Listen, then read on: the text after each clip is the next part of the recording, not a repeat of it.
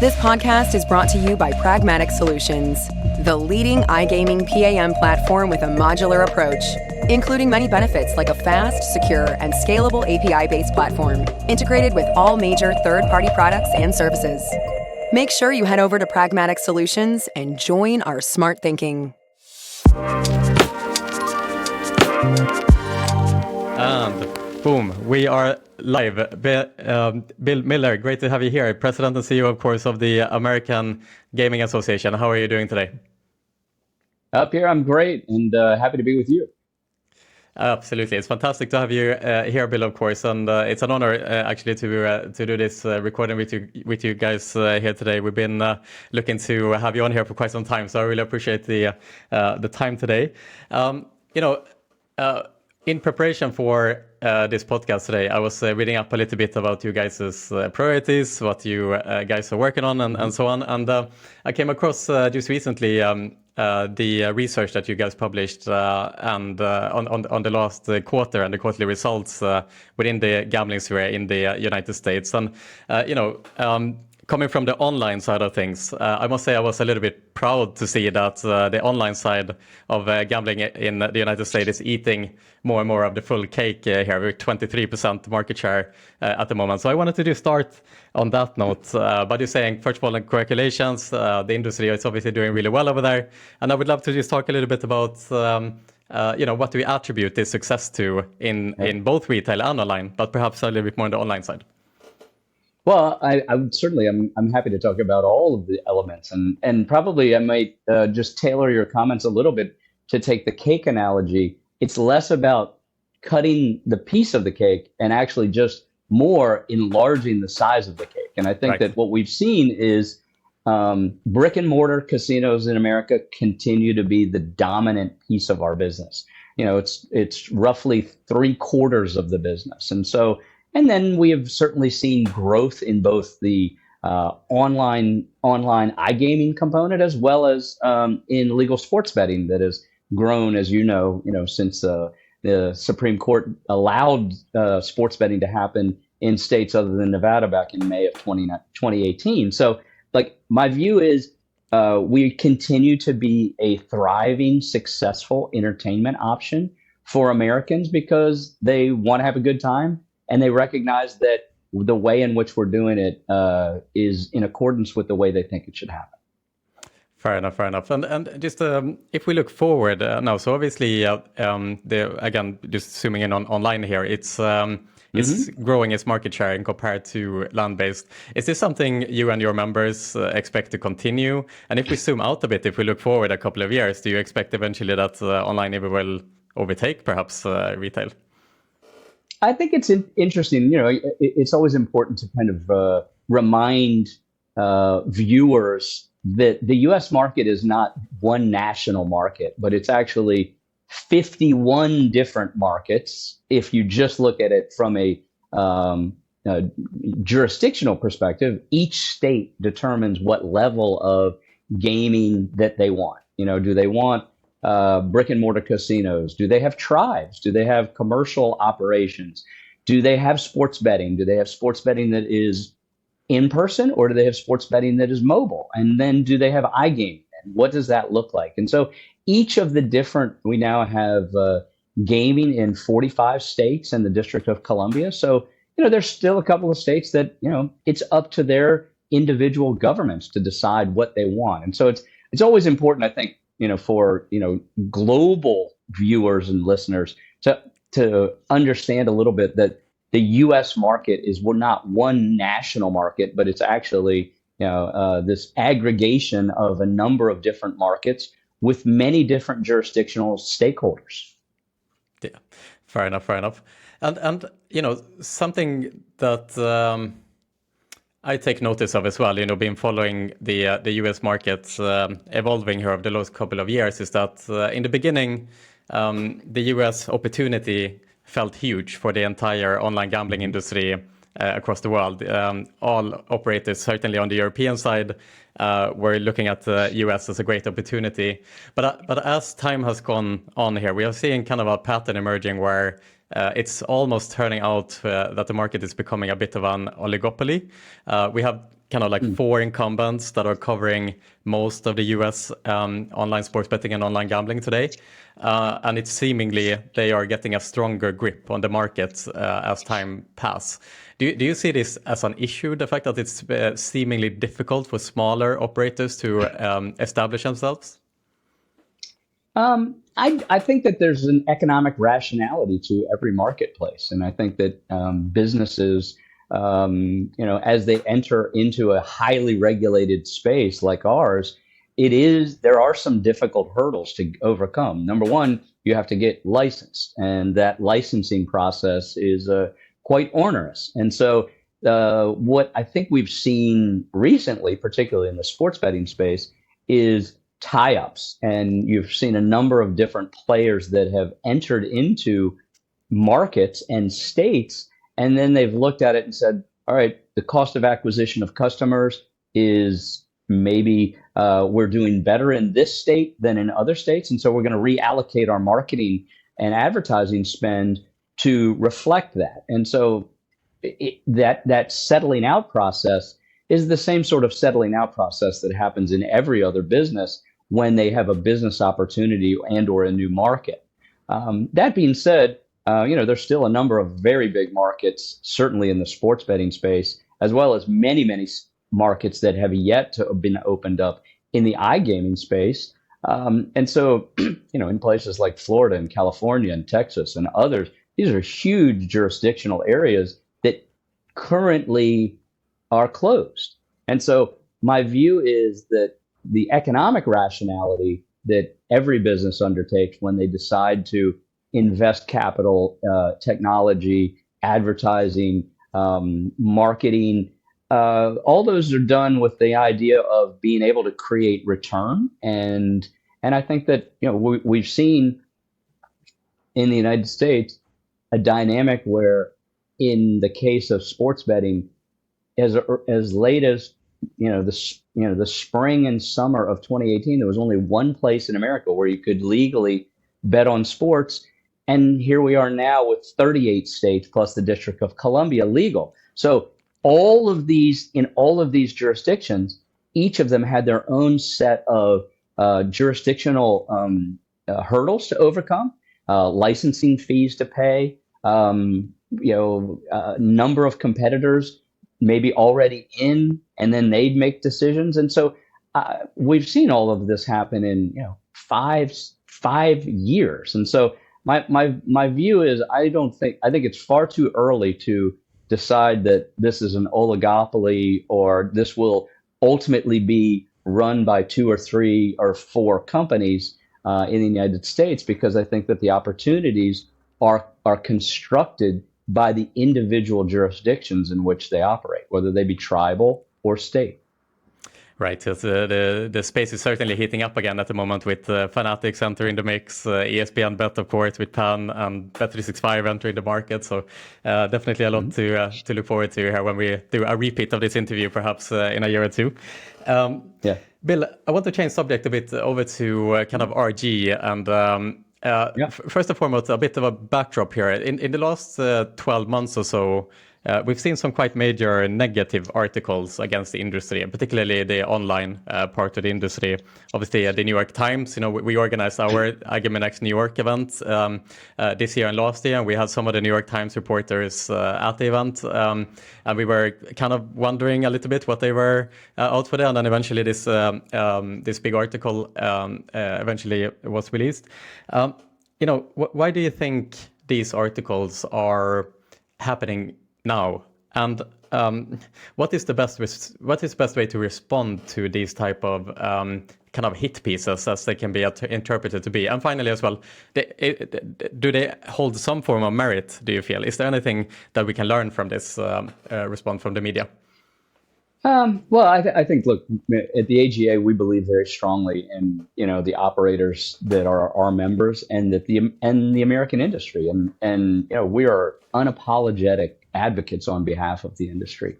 We're an industry that's bigger than the airline industry. We're in almost every state in which we operate. We are one of, if not the highest tax rate payer in those states. We are incredibly valuable members of the communities in which we operate. And so, I, yeah, I spend a lot of time, my team spends a lot of time trying to correct the record with regard to reporters who have outdated or stereotypical, views of what the industry is based around movies that they might have watched. And so, when the industry is continuing to see the growth and the success that we have had, it creates more interest and it creates more attention. And what we've certainly seen in the last 5 years with the growth of sports betting is significantly more interaction with the press. And oftentimes that the press comes to us with a predisposition with how they believe the story should go. And our job is to do everything we can to be rational and professional and tell them the facts, but we don't get to write the stories. And so, when I think about who I care about from the perspective of the reputation of the industry, the commitment that the industry holds to the communities in which we operate, the commitment that our industry holds and does every day in the responsible gaming space. Like, I care about the American public. I care about the political public, the regulatory public.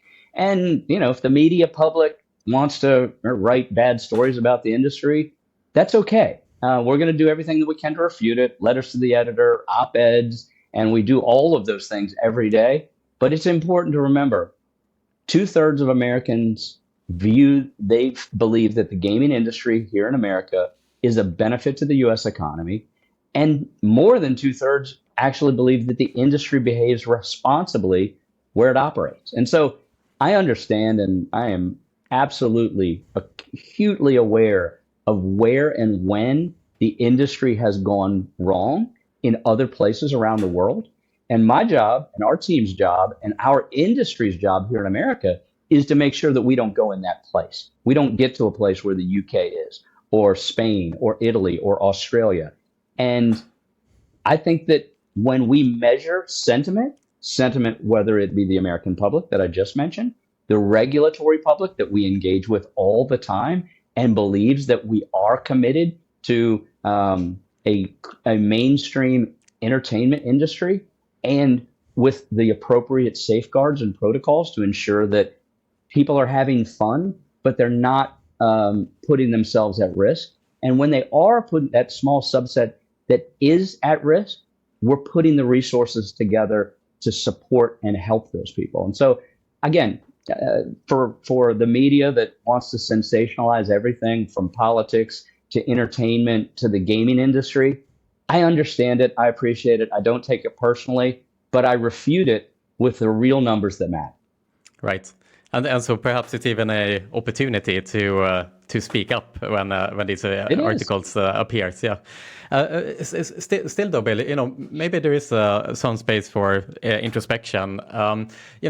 I'm curious to know a little bit of your AGA's stance on RG, from an online perspective. So, you mentioned regulators in the UK taking it too far, for example. We've seen, obviously, in Europe here, where I'm based as well, it's very common now for regulators to pursue affordability checks, stop loss limits, and quite intrusive kind of limits on players and the operators in order to safeguard the players. Do you feel the regulators in Europe are going too far when it comes to these type of measures? And what would you say is like the ideal approach to RG? Is there anything specific? Do you think you're already there as an industry today, or do we still think we have some more work to be done on the RG front? I think that, and I can't speak for Europe really, or for the rest of the world, but I can speak for the U.S. operators here.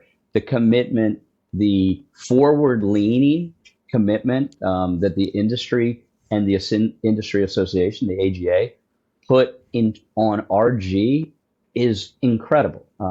We've never seen more resources dedicated towards problem gambling and responsible gaming from an advertising and marketing perspective, from the perspective of how do we make sure that this is an industry that is sustainable for the long haul, and that we don't replicate the issues that were created in some of these other jurisdictions that you've talked about.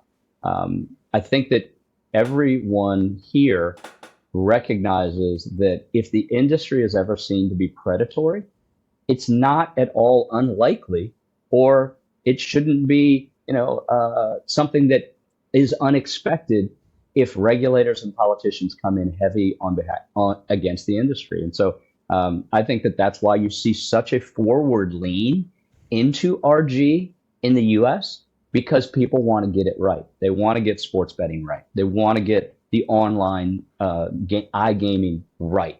And I think that we start with a strong foundation where people see the gaming industry, whether it was brick and mortar or riverboats or Las Vegas and these other places, and they say, I don't know what I thought about the gaming industry, but when they came to my community and they built a casino here, they built a casino on the same place where there used to be an automotive factory that shut down 20 years ago. And so they're an economic catalyst. They've created jobs in a place that there were no jobs. And they are helping with community involvement and support for social services and paying significant numbers of amount of taxes and creating jobs in a community that lost many jobs because of some other industry that went away. And so my view is we start off with a reservoir of goodwill because of what we do in all of these communities in which we have built properties. And so then when you layer on sports betting and iGaming, you start off with a fundamental commitment to responsibility that the regulators believe, and they should believe it because it's true. Right, and perhaps another perspective here as well is the elephant in the room, I suppose, in the US gambling market, which is the black markets that kind of coexist to some extent. I was reading your report here, Bill, that stated that on the online side of things, the iGaming black market is 3 times bigger estimated than the actual regulated iGaming market. Obviously, this is because only 7 states is regulated for iGaming in the United States. But nonetheless, it's an incredible amount of money that is going to black market operators today. And perhaps as well, one of the considerations here when you look at RG and taxes and restrictions and so on is the fact that you don't want to restrict the regulated operators too much to the point where the regulated players move over to the unregulated space as well, right? So my question to you in regards to the online, in regards to the unregulated space in the North American market is genuinely, is there a way to thwart the black market operators, particularly in the online space? I'm talking about now. Is there any strong measures that you can actually, or other than just education, let's say, which is a straightforward thing, but is there other measures that you guys are looking at to restrict the black market operators? Well, I'm glad that you brought this up because it really is, probably from a prioritization perspective for the AGA. Responsibility in continuing and modernizing what responsible gaming looks like in a technology oriented business is front of mind for us. And the greatest risk to the regulated industry is the illegal industry, whether it be illegal offshore websites that are available to consumers in regulated states in the United States, or in places where gaming is illegal and iGaming and or online sports betting is illegal. These sites and these operators have no consumer protections. They have no RG built into them. They really don't care about affordability. And quite frankly, if you win money on them, you have no, there's no guarantee that you're going to be paid, and there's no law enforcement that's going to support you if that's the case, or regulatory. So look, the illegal market, whether it be the offshore operators that are here in America, are a massively high priority for us. Working with law enforcement to try and get them to prioritize it. Working with payment providers to try and make sure that they understand that they should not be, helping to facilitate financial transactions with unregulated sites. And then as it relates to search engines and social media platforms that host these sites, we have communicated, we continue to communicate with law enforcement at the federal, state, and local levels to get them to prioritize both supporting and protecting the legal industry in the state and jurisdictions that they operate, and also to enforce the law to prevent consumers from being taken advantage of, whether it be actual machines that look and operate exactly like a slot machine, but are not regulated and not taxed, or in the case of online operations that are based somewhere outside of the jurisdiction of the United States that use that operate in the U.S. working with U.S. consumers and working through online platforms and American payment processors. We're doing everything that we can to better educate the U.S. Department of Justice, the FBI, the state's attorneys general, and other law enforcement, as well as the regulators within the states that operate legal regulated industry, because they also have this at risk. The consumers that they care about, that they're elected to protect, they recognize that when they authorized legal gaming in their state, that they wanted it to be regulated. And we are a highly, highly regulated industry, but yet somehow or another, these people, whether it be skill machines that look like slot machines in convenience stores, or online websites that look and operate exactly like an online sports book or a legal iGaming app, they're allowed to flourish. And so it is the highest priority of ours is to bring this to the attention, the education part that you mentioned a few moments ago, but more than that, to get action. And I think that we're beginning to see traction in Congress, a much higher degree of awareness among actual stakeholders that have now a vested interest. Look, before sports betting was made legal in America, maybe a Nevada legislator might care about what the sports betting market looks like in America.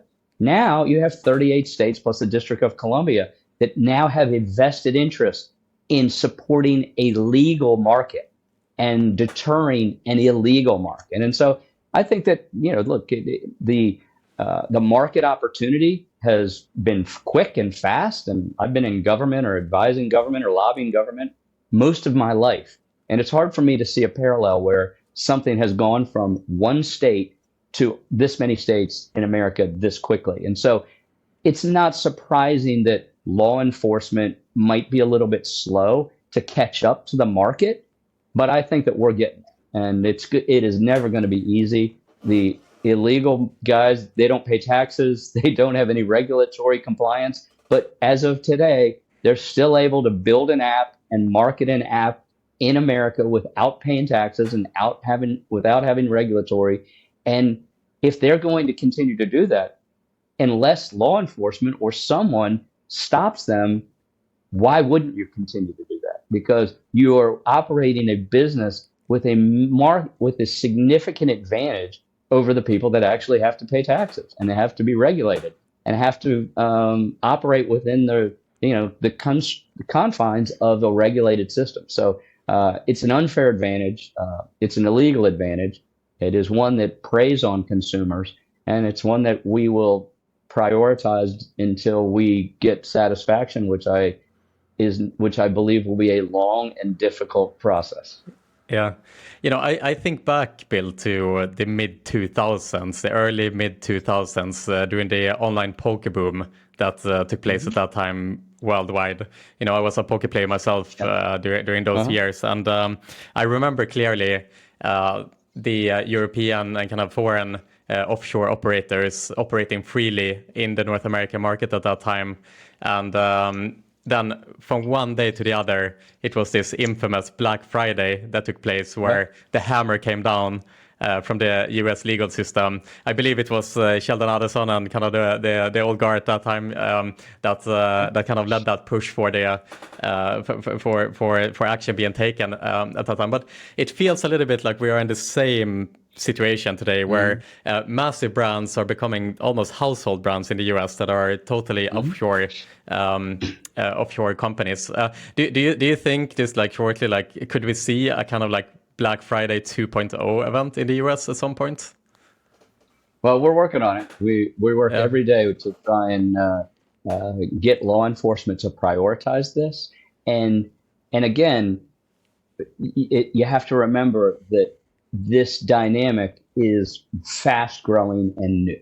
And so the market opportunities that are legal and regulated are new opportunities. And law enforcement is in a process of they're in the constant state of prioritization. You know, what's the most important thing? Terrorism or sex trafficking or this or that. And we are in the business of making sure that the prioritization of illegal gambling in America is one that law enforcement thinks about. And so I think that we have a stronger group of allies up on Capitol Hill and at Treasury and at the FBI and the Department of Justice. And we're increasingly engaging states' attorney generals who care about fraud and they care about, you know, consumer protections.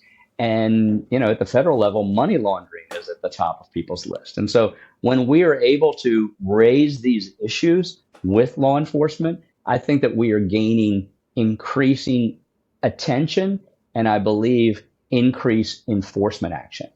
We're certainly seeing that in places where regulators are sending cease and desist letters to offshore operators. And, you know, look, it's not easy to serve papers in, you know, Curacao or some other place. And so it is admittedly a challenging dynamic to police the internet, if you will. But it has been done before. You mentioned the Black Friday of 2011. And we believe that, you know, a sustained pressure campaign that we are engaged in, both in the online space as well as the illegal machines, is bearing fruit today. And we will continue to work until we're able to, be more and more successful in protecting the legal regulated marketplace. Thank you, Bill. Switching topic here onto something more exciting is, of course, that in a couple of weeks we have one of the biggest gaming shows in the world taking place at G2E.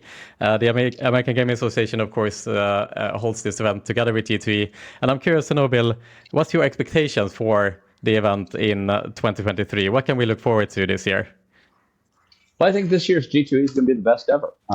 We've come off of a couple of challenging years, right? We had 2 years where we really, because of COVID, we weren't able to gather, and this was not, it's not certainly not unique to the gaming industry, but we had to think differently. We weren't able to convene, and so last year was extraordinary. The year before was pretty good.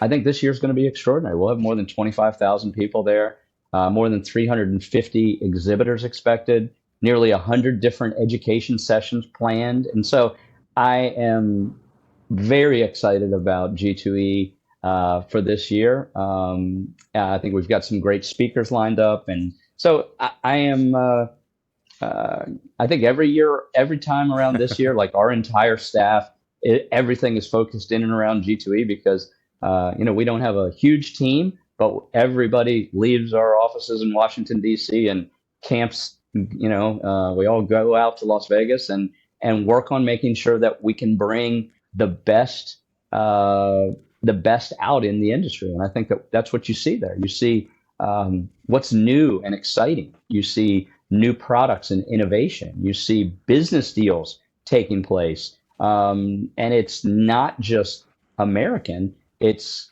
people come from all over the world. And what we're seeing is, increasingly now that the entire world has opened up post-COVID, where you're just seeing these new and evolving, markets that are really looking to expand their gaming options. They're going to come to G2E because that's the place they can go and see what does a gaming floor look like? What are the advances in security and financial transactions and entertainment options? all of that is in one place between October 9th and October 12th in Las Vegas. As the king of the castle here to some extent, Bill, president CEO of AGA, who's behind this mega project, like how does a day at G2E look like for Bill Miller? Are you able to breathe during these days? They are long days. They are long days. You definitely try and hydrate in the desert. You definitely try and make sure that you recognize that there's going to be a time differential. It's not going to be the same as a time differential for you. But it's still from Washington to Las Vegas, we get a 3-hour time differential. And usually the first couple of days are the hardest because we're in planning mode. And so, you're on East Coast time, your body is on East Coast time. And so you wake up at around, 4:00 in the morning, and then there's events and dinners and all of these things in the night. And so, the first couple of days end up being 20-hour days. As you get towards Wednesday and Thursday, it becomes a little bit easier, but you're certainly, when the end of the show comes, you're a little bit worn out. But you're worn out in a good way, because you're able to see so many friends, see so many people that are, so important to the industry. You have opportunities to talk to the media, and we obviously have had, great opportunities to bring, the industry to outlets like CNBC and global and national outlets and yourselves. And so from our perspective, G2E is incredibly important. Everybody has sore feet at the end of that week because you're walking the show floor, you're going to dinners and receptions and meetings, and it's a grind, but it's a happy grind. Yeah, that's for sure. It's Red Bull by day and melatonin by night. That's my secret, at least. It's a good one. The Red Bull part's a little dangerous, but yeah, like the melatonin part, I fully subscribe. Yeah, so everything in moderation, my friend. Yeah. So again, going full circle here. In the beginning, we talked about the fact that the online side is again growing market share in North American gambling. What about the G2E? Is online becoming more prevalent at the conference this year as well, do you think? I do. I think that online continues to be something that is very interesting. I think that we've seen a little bit of a slowdown in some of the states that have adopted iGaming, but I think that COVID showed, and I've talked about this many times. COVID showed that the omni-channel experience for brands was very important. And so when you had a casino that was shut down because of COVID, but you had a digital property in a particular state, that you recognized that this was important, quite frankly, to the survival during COVID for many of these businesses. But then when customers came back, those same businesses, the brick and mortars I'm talking about specifically, but also include the others, that when people came back, the brick and mortar businesses recognized that there was a value, a synergistic value between the people that were on property as well as the people that enjoyed the brand when they were on their phone or at home. And so I think that you saw kind of a kind of philosophical change among many of the business leaders about digital and iGaming. And so I think that we saw it last year. We'll see it again. We have specific areas for iGaming this year. We have, a number of projects that we're working with you, kind of Pardon the Disruption and some of these other kind of really cool opportunities to listen and hear from people, quite frankly, that are really pushing what iGaming can and should look like. And, I think giving an opportunity for some of the, larger brands to say, yeah, we should explore this. And I think that you will see increased amount of interest in iGaming. I think there's no question it was one of the areas that was very, very well represented last year. And it is absolutely going to be well represented this year as well. Amazing. We are certainly excited as well. On our side, we are hosting 5 panels, including the Part of the Disruption session, as you pointed out here. We're excited to be a part of that and show the kind of American and global audience some more interesting insights on the online front for sure. Just a last question as well on the G2E side of thing. What are you most excited for, Bill, about the conference? Is there anything that stands out to you, any particular session or event or part of the event that is a favorite of yours that we should all perhaps pay a little bit more attention to? Well, my view is that G2E is a little bit like, to paraphrase the Forrest Gump movie, when Forrest Gump said life is like a box of chocolates. You really do have an opportunity to kind of build your own adventure at G2E, because our goal is to make sure that, for the attendees and the exhibitors, we're matching up their individual interests. And so I believe that we have a show that represents all factors of the industry. And it's really up to the individuals to say, all right, here's what my business is, or here's what I'm most interested in. And then chart out that path for those 4 days to say, you know what, this is how I'm going to maximize my time in Las Vegas from the 9th to the 12th. And so I think that, for each individual that comes, for each exhibitor, they all have slightly different goals.